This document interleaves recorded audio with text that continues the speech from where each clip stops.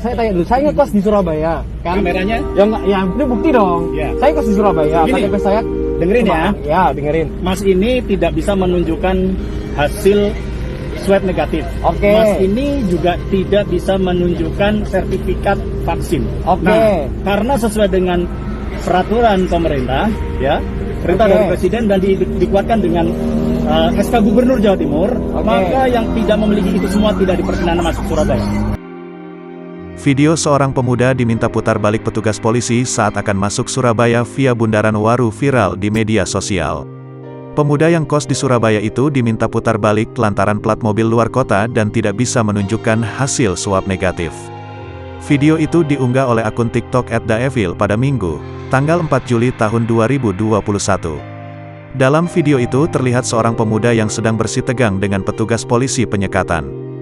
Pemuda di dalam mobil itu diminta putar balik saat akan masuk kota Surabaya lewat Bundaran Waru. Namun ia mengatakan jika dirinya tinggal ngekos di Surabaya.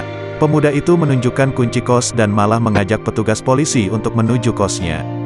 Namun petugas tetap kukuh meminta pemuda itu untuk putar balik karena tidak bisa menunjukkan semua surat yang diminta. Pemuda itu kemudian keluar dari mobil dengan emosi.